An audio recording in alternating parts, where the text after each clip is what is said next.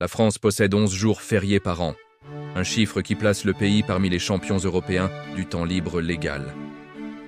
Mais récemment, une proposition a refait surface dans le débat public français avec une régularité presque mécanique.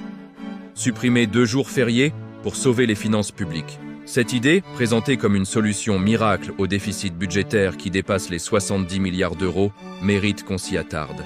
Non pas parce qu'elle est révolutionnaire, mais précisément parce qu'elle révèle comment fonctionne la pensée économique simpliste face à des problèmes structurels complexes. Imaginons un instant que cette mesure soit adoptée. Les Français travailleraient donc 16 heures supplémentaires par an, soit 2 journées de 8 heures. Le calcul semble simple. Plus de travail égale plus de production, donc plus de richesse, donc plus de recettes fiscales. Mais l'économie réelle ne fonctionne pas comme une équation de cours élémentaire. Commençons par les chiffres. La France compte environ 29 millions de salariés. Si chacun travaille 2 jours de plus, cela représente théoriquement 58 millions de journées de travail supplémentaires. En se basant sur un produit intérieur brut de 2 800 milliards d'euros et environ 250 jours ouvrables par an, chaque jour de travail génère en moyenne environ 450 € de valeur ajoutée par salarié. Multiplions cela par 58 millions de journées et nous obtenons environ 26 milliards d'euros de production supplémentaire. Sur ce montant, l'État pourrait espérer récupérer environ 12 à 14 milliards d'euros via l'impôt sur le revenu, les cotisations sociales et la taxe sur la valeur ajoutée. C'est impressionnant, n'est-ce pas ? Sauf que ce calcul repose sur une hypothèse fondamentalement fausse, que la production est uniquement limitée par le temps de travail disponible. Or, dans une économie moderne et complexe comme celle de la France, ce n'est tout simplement pas vrai. La productivité n'est pas une constante. Elle dépend de nombreux facteurs. L'état des infrastructures, la qualité de l'éducation, l'innovation technologique et surtout la santé et la motivation des travailleurs. Des études menées par l'Organisation de coopération et de développement économique montrent que la productivité horaire diminue lorsque le temps de travail augmente au-delà d'un certain seuil.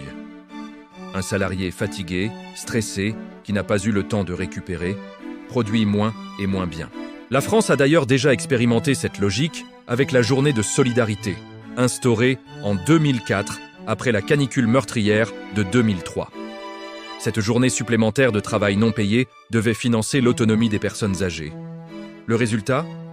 Environ 2 milliards d'euros collectés annuellement, loin des prévisions initiales, et un mécanisme qui a généré plus de confusion et de ressentiment que de gains budgétaires réels. Mais il y a plus profond encore. Supprimer des jours fériés ne crée pas de demande supplémentaire dans l'économie.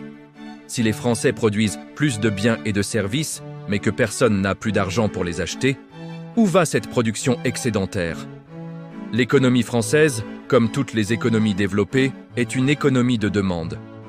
La croissance ne vient pas seulement de l'offre, mais de la capacité des consommateurs à acheter. Réduire le temps libre réduit également les dépenses dans les loisirs, le tourisme, la restauration. Autant de secteurs qui emploient des millions de personnes et génèrent des recettes fiscales importantes. Prenons maintenant le contexte géopolitique. La France n'est pas une île isolée. Elle fait partie de l'Union européenne et est en compétition avec des économies mondiales. Sa force ne réside pas dans le travail à bas coût ou dans des horaires extensifs, c'est le modèle chinois ou vietnamien, mais dans l'innovation, la qualité de vie et la productivité horaire. Les entreprises françaises qui réussissent à l'international le font parce qu'elles offrent des produits et services à haute valeur ajoutée, pas parce que leurs employés travaillent en davantage d'heures. Sacrifier le modèle social français pour quelques milliards d'euros hypothétiques, c'est affaiblir l'un des rares avantages compétitifs que possède encore le pays. Sa capacité à attirer des talents grâce à une qualité de vie supérieure. Parlons également de l'histoire économique française.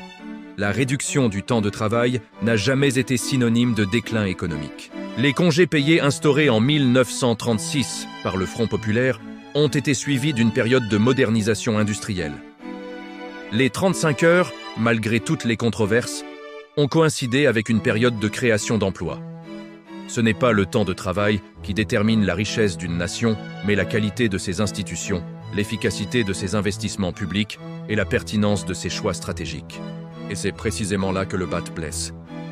Le déficit budgétaire français n'est pas le résultat d'un excès de paresse collective. Il provient de choix structurels. Un système de retraite basé sur la répartition dans un pays vieillissant, des dépenses de santé qui augmentent mécaniquement avec l'âge de la population, des investissements publics massifs, mais parfois mal orientés, et surtout, une fiscalité complexe qui permet à certaines grandes entreprises et fortunes de minimiser leurs contributions. Supprimer 2 jours fériés pour résoudre ce problème, c'est comme essayer de vider l'océan avec une petite cuillère. C'est une mesure symbolique qui donne l'illusion de l'action sans s'attaquer aux causes réelles. Pire encore, elle déplace le fardeau de l'ajustement budgétaire sur les épaules des salariés ordinaires. Ceux qui n'ont pas la possibilité de négocier leurs conditions de travail ou d'optimiser fiscalement leurs revenus. La véritable question n'est donc pas de savoir si supprimer 2 jours fériés rapporterait quelques milliards, mais de comprendre pourquoi cette proposition revient sans cesse dans le débat public.